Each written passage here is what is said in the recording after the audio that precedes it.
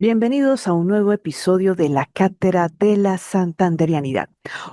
Bueno, quiero compartirles 4 libros muy importantes con base en esta conmemoración que no puede pasar desapercibida, la Batalla de Palo Negro, uno de los episodios más sangrientos de la Guerra de los Mil Días. Desde mi rol como promotora en este proyecto educativo, siento el compromiso de abrir espacios que nos ayuden a entender que la memoria no es un acto del pasado, sino una herramienta para el presente y el futuro.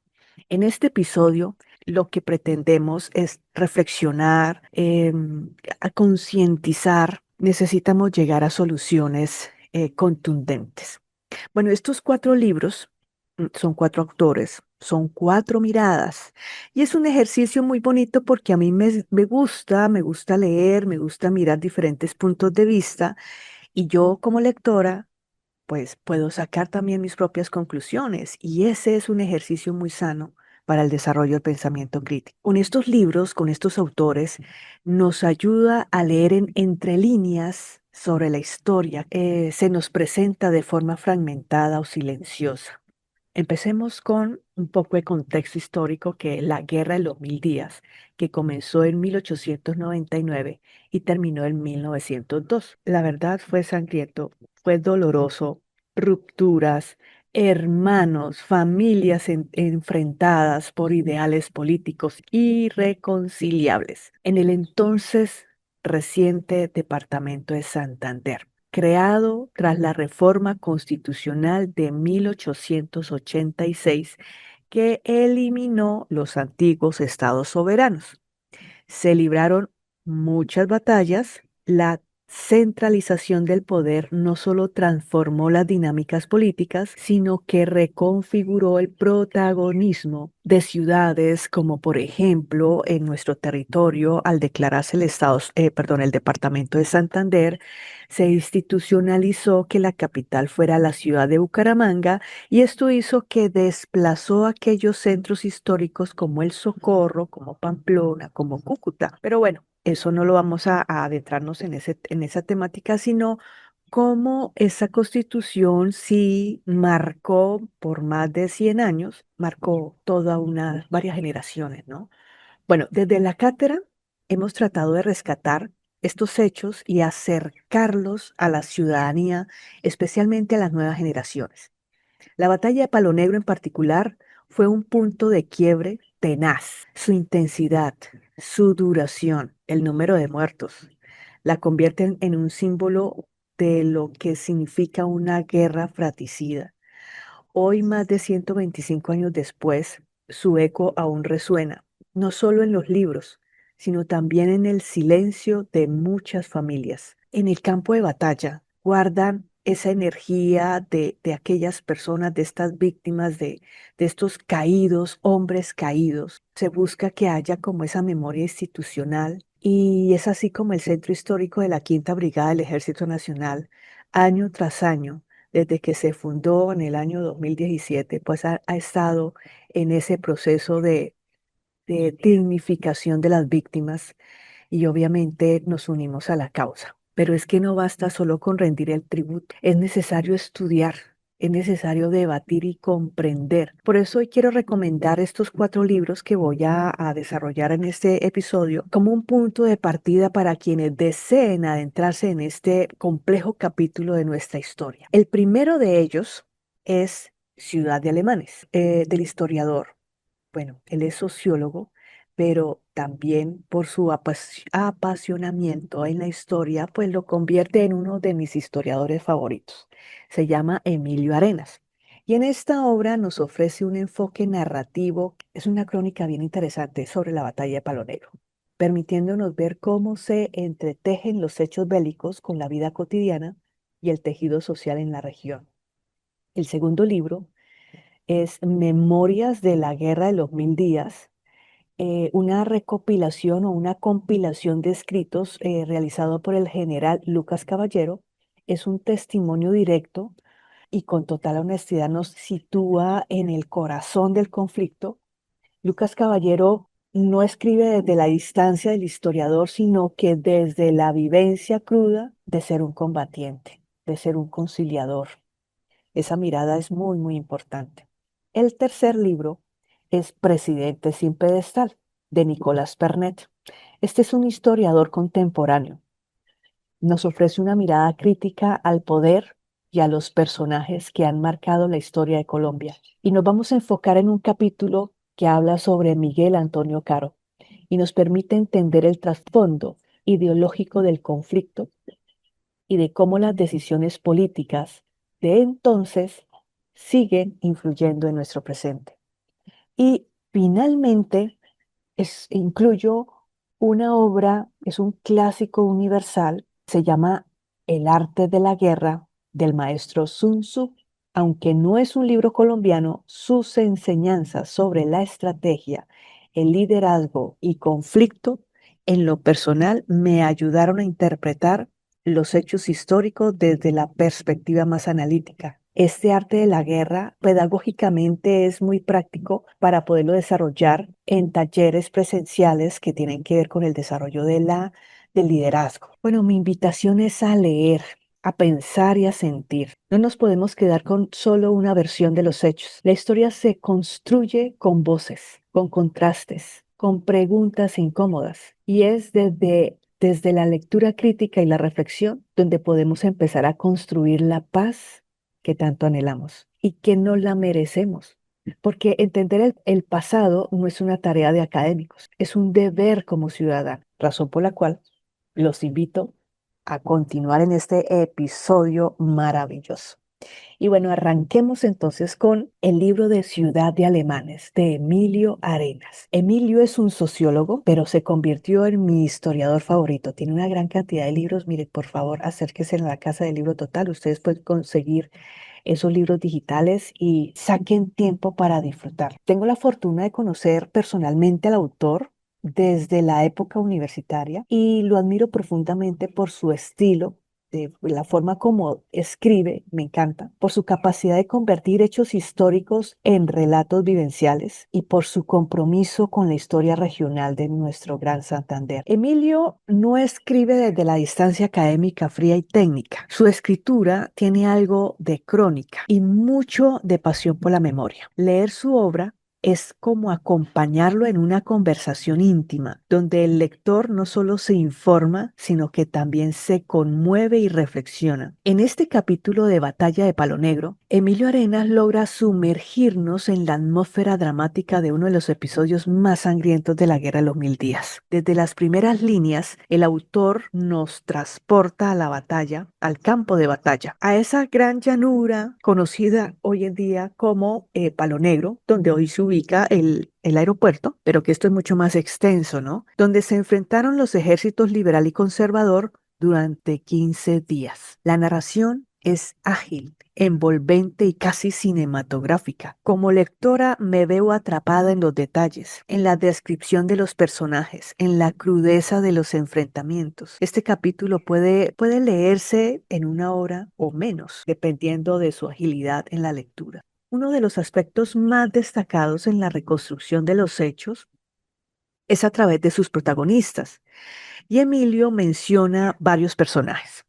Entre los que está Benjamín Herrera, está Rafael Uribe Uribe, está Próspero Pinzón, está José Rosario Díaz, está Nepomuceno Peralta y también a los hermanos Penagos, quienes con su fábrica de pólvora contribuyeron con la causa liberal, aunque posteriormente fueron acusados de traición y su taller fue confiscado.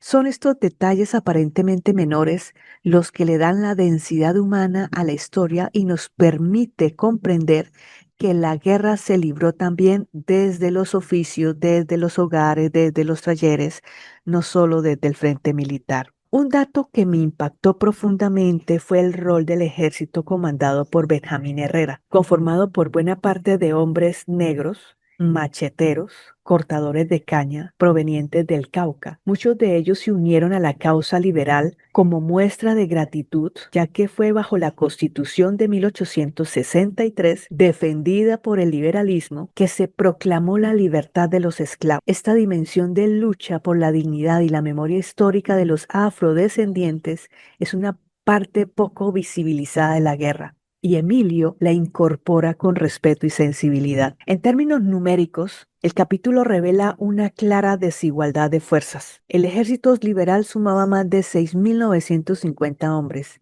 mientras que el ejército conservador, al mando de Próspero Pinzón, contaba con alrededor de 15.000 soldados. La desproporción era abrumadora y esto se reflejó no solo en el número de bajas, sino en las condiciones infrahumanas que enfrentaron los liberales. Se menciona que las raciones eran mínimas, a veces solo de un tarro de café o un poco de agua de panela. La carne y el aguardiente, las provisiones, bueno, escasas, como las esperanzas de victoria. La escena que describe Emilio sobre los días de esos 15 días de batalla es que en el mes de mayo ocurren las lluvias, lo que complicaron aún más la situación de los liberales, bueno, a los dos, tanto los conservadores como a los liberales. Las condiciones climáticas no solo dificultaban los desplazamientos, sino que también favorecían, aquí por el mayor número de combatientes del ejército conservador y por el armamento que tenía, pues aquí sí se le facilitaba un poco. Pero si uno se pone de parte y parte, aquí no la tuvieron, ninguno de las dos lo tuvieron nada fácil. El campo de batalla, realmente esto se convirtió en un losadal de sangre,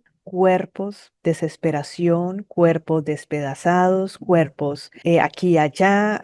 Lo más triste es, uno se imagina ese tema de los cadáveres allá amontonados, los heridos suplicando por la muerte. Algunos decidieron lanzarse en el abismo por la imposibilidad de sobrevivir. Al leer estas páginas no pude evitar recordar esas escenas de la película El Patriota, protagonizada por Mel Gibson. Esa imagen del combate cuerpo a cuerpo, de la batalla encarnizada y sin tregua, se asemeja mucho a lo que escribe Emilio. Logra precisamente evocar con sus palabras esta sangrienta batalla. Sin embargo, lo que uno encuentra en este capítulo realmente es muy desgarrador porque no se trata de ficción. Fue una realidad nacional que dejó cicatrices profundas y poco reconocidas. Una de las reflexiones más impactantes del capítulo y que comparto plenamente es la necesidad yo sé que se han hecho muchos esfuerzos, pero colocar allá un monumento, esto debería ser declarado, no sé, un campo santo, un lugar de memoria, un espacio sagrado. Hay una fotografía, eso lo encuentra uno en el Museo de Palo Negro, una fotografía donde una torre construida con más de 1.500 calaveras es escabroso. Esto es casi uno se remonta a esos escarmientos que hace el Imperio Romano. Estas calaveras fueron recogidas tras la batalla en un testimonio. Visualiza lo estremecedor que fue y la gran cantidad de personas que murieron. Lo hizo el ejército conservador, quien organizó esta imagen como advertencia a futuras revueltas liberales. Pero más allá de su intención simbólica, lo cierto es que ahí yace una generación entera. Bueno, diría yo que casi tres, ¿no? Porque habían jóvenes de 12 años en adelante, los que eran jóvenes de los 30 años, 40, 50. Bueno, aquí el que tuviera un fusil y estaba convencido con la causa, pues se unió a este ejército liberal. Lo más doloroso es que los santanderianos aún no reconocemos que este hecho histórico haya sucedido. Por eso los grandes esfuerzos que está haciendo el Centro de Memoria Histórica Batalla de Palo Negro, liderado por la Quinta Brigada del Ejército Nacional de Colombia. De ahí también nuestra posición también desde la cátedra de visibilizar, porque sí es necesario contar la historia tanto de un lado como del otro. Hay que contar la verdad. Continuamos en este capítulo. Emilio Arena resalta varios problemas, entre ellos está la comunicación entre los bandos del ejército liberal, errores estratégicos, divisiones internas en medio del caos. Los sobrevivientes huyeron como pudieron, algunos atravesando el río, otros simplemente murieron en el intento. Al final, la batalla no fue una retirada ordenada, sino una estampida de desesperanza. Como lectora, me sacudió, me hizo cuestionar muchas cosas sobre la forma en que hemos aprendido la historia. Me recordó que las batallas no solo se libran en los campos, sino también en la memoria colectiva, en lo que decidimos no recordar hasta invisibilizarlo. Por eso recomiendo con total convicción este libro y este capítulo en particular, no solo por su valor documental, sino por su capacidad de generar empatía, comprensión y pensamiento crítico. Ciudad Alemanes está disponible de forma digital a través de la Casa del Libro Total y los invito a consultarlo, porque entender la historia con todas sus sombras y luces es también un acto de justicia.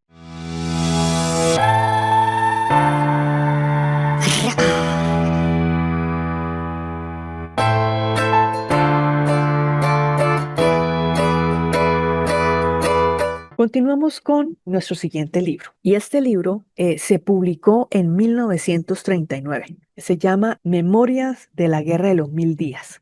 Este documento reúne cartas, relatos y documentos escritos por Lucas Caballero, un testigo protagonista de los acontecimientos que marcaron esta etapa crucial en la historia de Colombia. Más que un simple testimonio, este libro es un grito contenido que recorre los años de exclusión, persecución y dolor vividos por el Partido Liberal desde la imposición de la Constitución de 1886. En él se retrata con detalle cómo, tras el desmonte del sistema federal y la consolidación del régimen conservador, los liberales fueron sistemáticamente excluidos de todos los espacios de poder político y estatal. Habla acerca que desde 1885 hasta el estallido de la Guerra de los Mil Días, que fue en 1899, el Partido Liberal no tuvo ni voz ni voto en el Congreso, ni representación en el Poder Judicial, ni influencia en el gobierno central, ni siquiera presencia en las alcaldías y los consejos municipales. Fueron años de absoluto silencio institucional y de abierta persecución política. Lucas Caballero describe con dolor, con lucidez, cómo los líderes liberales fueron condenados al exilio o a la cárcel, clausura de periódicos que intentaban hacer oposición. Sus directores fueron arrestados o desterrados. Esta afirmación ilustra el nivel de control absoluto que el régimen conservador impuso sobre el país y cómo esa opresión incubó inevitablemente la rebelión. En ese sentido, el libro no solo narra los hechos bélicos, sino también explica el porqué del levantamiento armado, dejando claro que la guerra no surgió como un capricho político, sino de la desesperación de un pueblo sin representación ni canales democráticos. Uno de los aspectos más estremecedores de este libro es la descripción de la guerra como un acto de valentía desesperada. Los liberales, según señala Lucas Caballero, se levantaron en armas prácticamente sin armas. Contaban con apenas, en su momento de reunión, contaban con 60 rifles y habían logrado recuperar en Venezuela, y sin embargo se esperaba que llegaran más municiones. La desigualdad militar era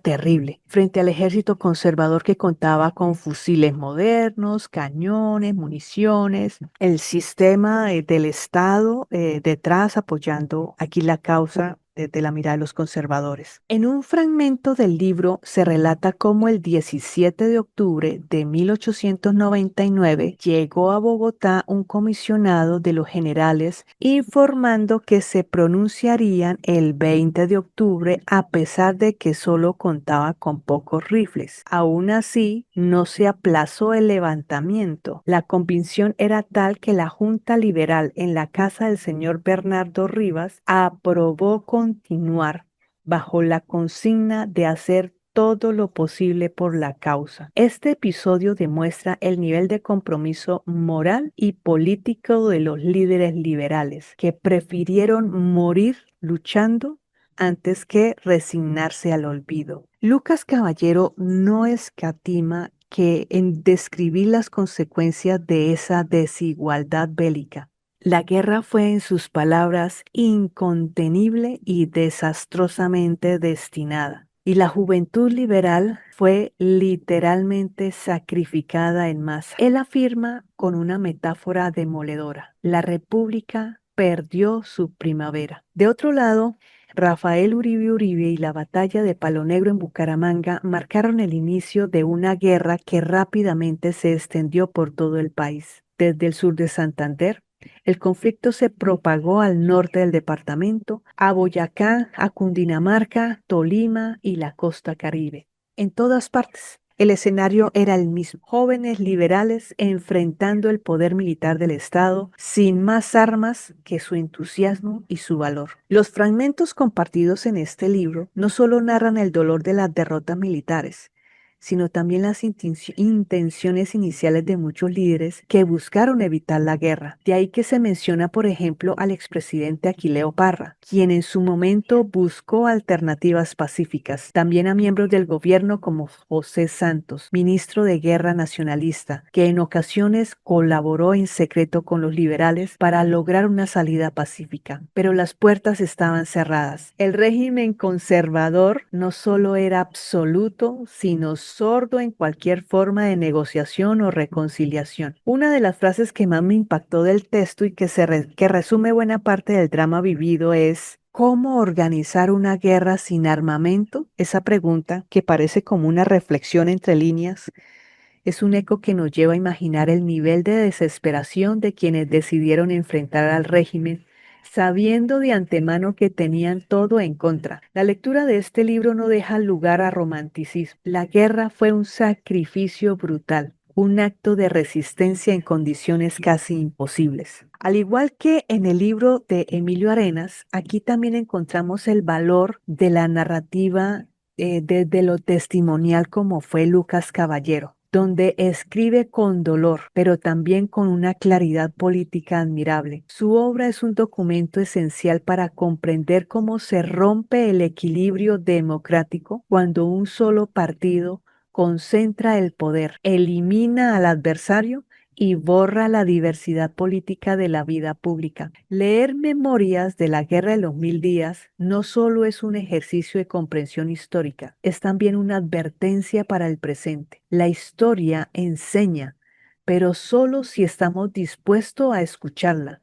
Por eso, desde la Cátedra de la Santanderianidad, reitero la importancia de rescatar estas voces, de estudiar estas memorias y de reflexionar sobre nuestro papel actual en la defensa de la democracia y de los derechos políticos. Este libro no es una lectura sencilla, no lo es por el lenguaje, sino por el peso de sus verdades, pero es necesario. Así como fue necesario que la juventud liberal de finales del siglo XIX se levantara, es necesario hoy que nosotros nos levantemos desde la memoria, desde el aprendizaje, desde el análisis crítico, desde el compromiso con la verdad histórica. Por eso, invito a quienes siguen este proyecto a leer este documento. Y este documento lo pueden conseguir afiliándose a la red de bibliotecas que tiene el Banco de la República, y allí van a encontrar este libro, Memorias de la Guerra de los Mil Días.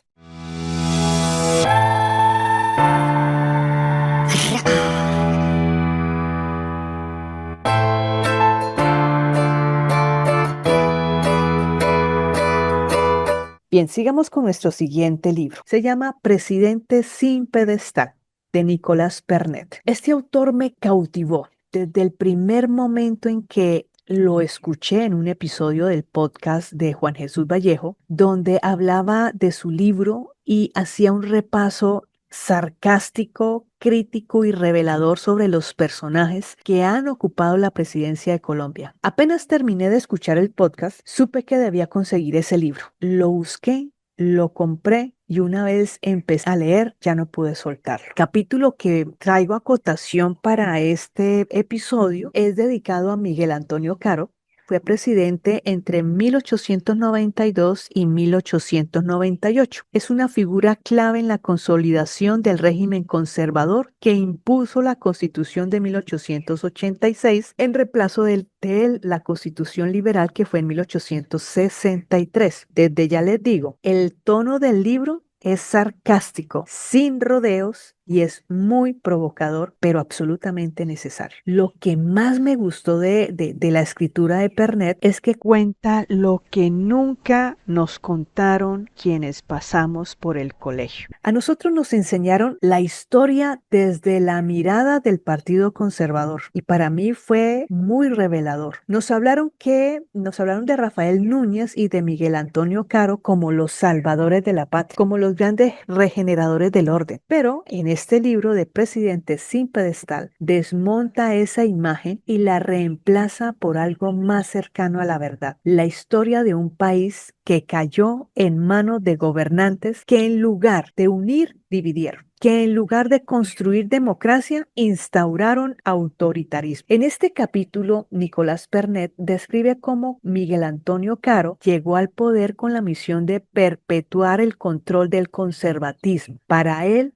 los liberales no eran adversarios políticos, eran enemigos satánicos. No había posibilidad de diálogo. Rechazó incluso un manifiesto de 21 líderes de su propio partido que le pedían abrir espacios de concertación. Cerró las puertas del Congreso a la oposición con fraudes y represión sistemática. Este cierre fue uno de los factores que inevitablemente empujaron a los liberales a la guerra. A través de ejemplos concretos, este autor nos muestra cómo se consolidó el régimen que no permitía la disidencia. Carlos Holguín gobernó desde 1888 hasta 1892, cumpliendo al pie de la letra las ideas del presidente sin amago de rebeldías y sin darle demasiados espacios a los liberales. La libertad de emisión le sirvió a muchos de los presidentes de la regeneración para costear las guerras que tuvieron que pelear contra las rebeliones liberales. Pero esta emisión descontrolada, incluso por encima del monto de las rentas públicas, terminó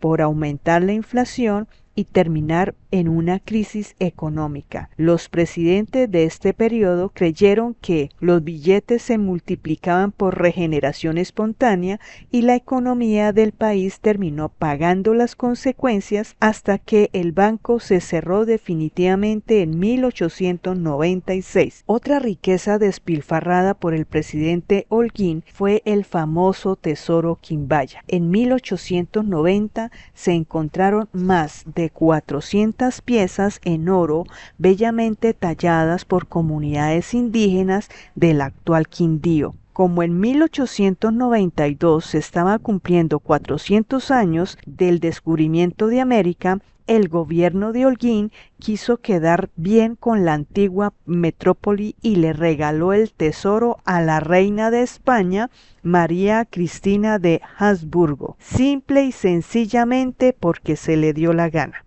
Así lo expresa el autor. A eso se suman políticas absurdas como la prohibición de permitir el paso de armas, pero la parte que más me llevó a reflexionar fue la siguiente. La historia de Colombia ha sido escrita y enseñada desde una sola orilla. Aquellos liberales que sí lucharon por las ideas democráticas, la inclusión, la libertad religiosa, la educación laica fueron invisibilizados. Presidente sin pedestal me ayudó a comprender cómo se construyó este relato oficial y por qué es tan urgente leer autores como Nicolás Pernet, que nos muestran el otro lado de la historia de nuestro país. No puedo dejar de mencionar el párrafo que describe la situación al finalizar la guerra de los 1000 días. La cifra de 100.000 muertos no es solo un dato estadístico, es una tragedia nacional. Una guerra que empezó en Santander con victorias como Peralonso, pero que terminó en una de las derrotas más dolorosas como la batalla de Palo Negro.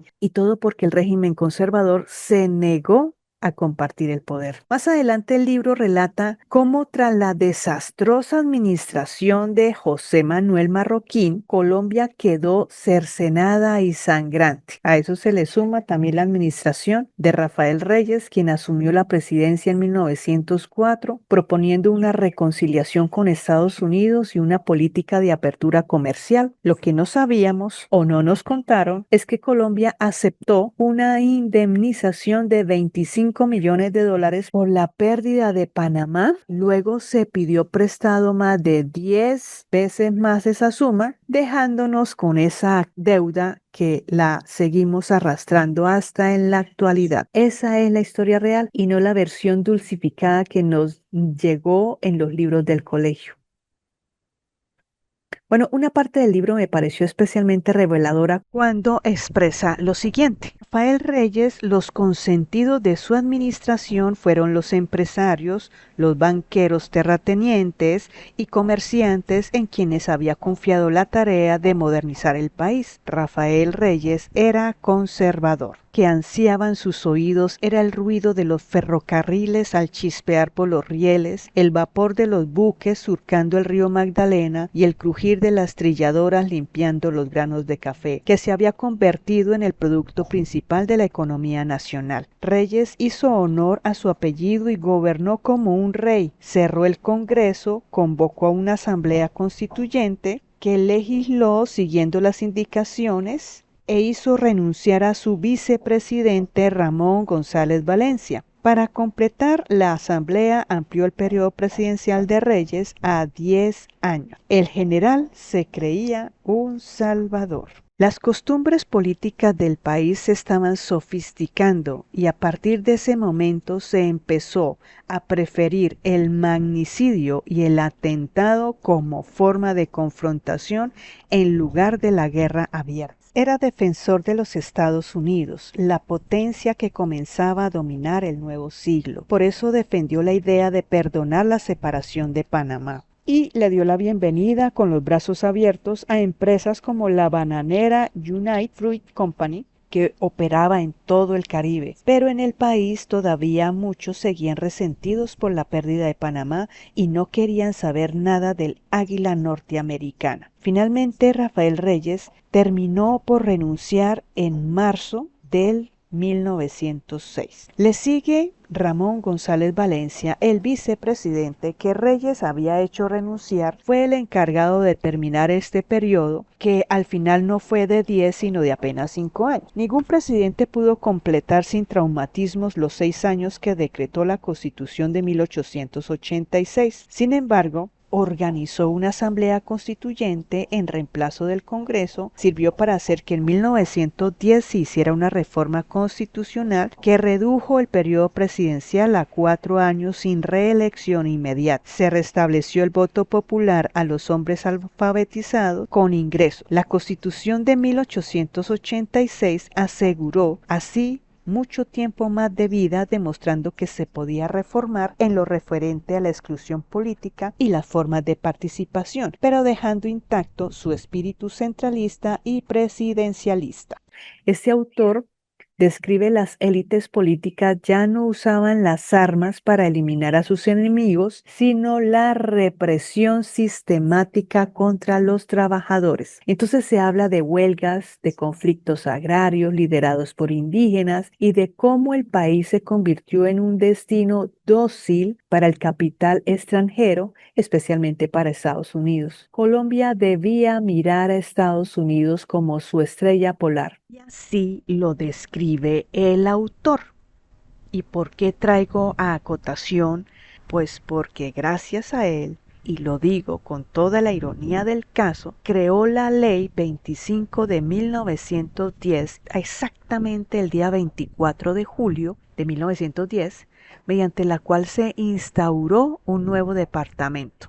En su artículo primero se lee textualmente, con el nombre de Departamento de Norte de Santander y con capital en San José de Cúcuta, créase un nuevo departamento que estará conformado por todos los municipios que integran las 3 provincias, Cúcuta, Ocaña y Pamplona, según sus límites actuales. Desde que leí este fragmento por primera vez no pude evitar pensar en cómo esa decisión política marcó una ruptura en nuestra historia regional.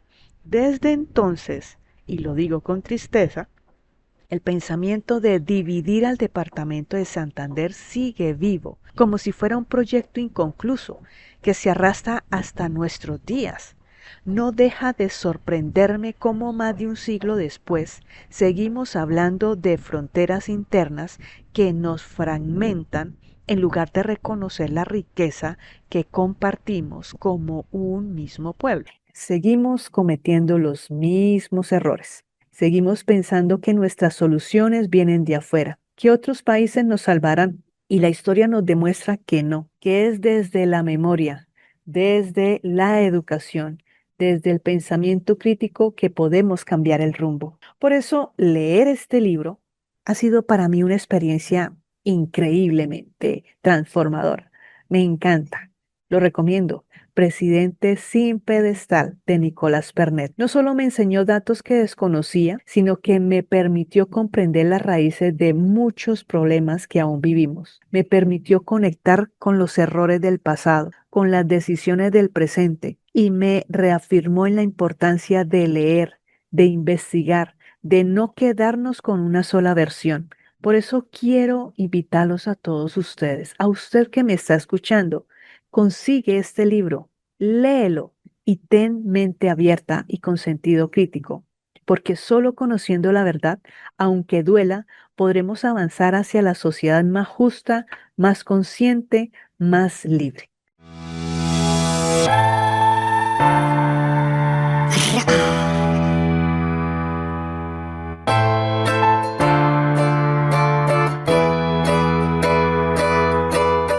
Finalmente hemos llegado a la última recomendación literaria. Este libro proviene de una tradición milenaria, completamente distinta. Me ha permitido entender mejor lo que ocurrió en nuestro territorio durante la Guerra de los Mil Días, especialmente la dolorosa batalla de Palo Negro. Me refiero al libro del arte de la guerra, del maestro Sun Tzu, una obra que ha trascendido siglos, culturas, idiomas y que en la actualidad es un texto que se consulta no solamente por los estrategas militares, sino también por los líderes, por los empresarios, por los educadores de todo el mundo. Ya les había comentado que cuando compré este libro, bueno, este no es un libro como tal, sino es casi como una herramienta didáctica pedagógica que está constituido por 72 cartas de consulta, cada una con una enseñanza clave acompañado el libro. Esta presentación me encantó porque no solamente es leer el libro de corrido, sino es una herramienta que me permite y utilizo constantemente en mis talleres presenciales. Me gusta escoger alguna tarjeta al azar a ver qué mensaje nos deja y claro, los mensajes son bien reveladores. ¿Por qué está relacionado el arte de la guerra con la batalla de Palo Negro? Es lo que quiero desarrollar aquí la explicación y antojarlos para que se estudien el arte de la guerra, que realmente es necesario que todos no la sepamos. Durante el desarrollo de los episodios de este módulo, que le he denominado el Gran Santander, que resalta el tema de la batalla de Palo Negro y escuchando a los historiadores que nos estuvieron compartiendo sus puntos de vista, pues llegamos a una misma conclusión. Y es que en esta batalla realmente faltó definir la estrategia de la batalla o la estrategia de... Fue evidente que el ejército conservador contaba con un entrenamiento y preparación, mientras que el ejército liberal, movido más por la pasión que por la planificación. Entonces elegí aquí una tarjeta y voy a compartir lo que dice. El ánimo de un soldado es más apasionado por la mañana. Para el mediodía ya ha comenzado a flaquear y por la tarde su mente solo piensa en regresar al campamento. Este es el arte de estudiar los estados de ánimo. Esta frase, aunque breve, me dejó sin palabras. ¿Cuántas decisiones se han tomado la molestia de analizar el estado de ánimo de sus combatientes? En este caso de la batalla de Palo Negro, pues aquí era el cansancio, el hambre, las dificultades del clima, cuántas vidas se perdieron por no analizar los estados de ánimo de los combatientes. Estoy convencida que en esta batalla de Palo Negro, el agotamiento físico y emocional de los soldados liberales fue realmente determinante. El no tener agua suficiente, ni comida, ni siquiera un descanso digno, terminó minando el espíritu de lucha. Y por eso, aunque no lo midan las estadísticas, pues esta situación sí pesa. En otra tarjeta dice lo siguiente: si conoces al enemigo y te conoces a ti mismo, tu victoria no quedará en duda. Si conoces el cielo y conoces el terreno, podrás hacer que tu victoria sea completa. Este principio fundamental del maestro Sun Tzu me hizo pensar en el desconocimiento del terreno por parte de los liberales, de la improvisación de sus movimientos y en la falta de reconocimiento en el clima. Como lo mencionábamos anteriormente, en el libro de Ciudad de Alemanes, allí el historiador habla que en mayo es una temporada de lluvias y aún así se internaron en ese lodo, en esa lluvia, sin una logística adecuada. El enemigo también se encontraba lidiando con el mismo clima, pero pues aquí hay una gran ventaja y es el tema del armamento, ¿no? En una tercera tarjeta encontramos lo siguiente: todo el arte de la guerra se basa en el engaño. Cuando podamos atacar, debemos parecer incapaces. Cuando usemos nuestras fuerzas, debemos parecer inactivos. Cuando estemos cerca, debemos hacer creer al enemigo que estamos lejos y viceversa. No hubo ningún tipo de táctica de confusión o de sorpresa por parte del ejército liberal. No, aquí no hubo nada de eso. Aquí fue un enfrentamiento frontal, predecible, dolorosamente predecible. Al final, la sabiduría de este maestro Sun Tzu enseña que la victoria no siempre se alcanza con la fuerza directa, sino con métodos indirectos, con astucia, con observación. Y eso fue lo que pasó en la batalla de Palo Negro. Lo que hubo allí fue terquedad, orgullo, ceguera política y como resultado una masacre de más de 6.000 personas, 3 generaciones sacrificadas en un campo sin gloria. Es doloroso escribirlo, pero es más doloroso no reconocerlo. Y aquí me permito hacer otra reflexión. No podemos dejar a un lado esta situación. Digamos, los santanderianos tenemos que empezar a hablar sobre esta batalla. Sí, es dolorosa, pero debemos aprender de ella. Y es que la violencia no nos lleva hacia ningún lado. He compartido esta lectura y estas reflexiones no solo para hablar de estrategia militar, sino para invitar a pensar, a leer, a entender que la historia no puede seguir enseñándose desde solo una mirada. Por eso insisto en recomendar libros. Usted puede conseguir otros libros, usted puede construir su punto de vista y eso es válido. Mire que este libro de El arte de la guerra se escribió hace más de 2500 años y hoy en día sus enseñanzas siguen vigentes, incluso en el mundo civil, en la educación y en la vida cotidiana. Finalmente, la gran conclusión que me deja este episodio dedicado a la batalla de Palo Negro es que debemos seguir conmemorando, leyendo y escribiendo, porque cada uno de nosotros también tiene una historia que contar y así como yo comparto la mía, espero que quienes me escuchen se animen a escribir, a investigar y a construir memoria. Y aprovecho este espacio para agradecer a las bibliotecas que me han acompañado en este largo camino de lectura. Cada 15 días recibo 3 libros de la Biblioteca Pública Gabriel Turbay. 3 libros que me prestan con la condición de que los devuelva cada 15 días. Y otros 5 libros por parte del Banco de la República a través de la red de bibliotecas a nivel nacional. Vale la suscripción 20.000 pesos y durante el año usted puede estar solicitando y le prestan 5 libros con la condición de que los devuelva del lapso de 15 días. La constancia de la lectura me ha permitido construir y aportar a cada módulo, a cada episodio, conocimiento y la experiencia, poder contribuir en este espacio de la Cátedra de la Santanderianidad. Pues gracias por llegar hasta aquí. Gracias por escucharme, por permitirme compartirles esta pasión que tengo por los libros, por la historia y la verdad. Y nos vemos en el siguiente episodio. Hasta pronto.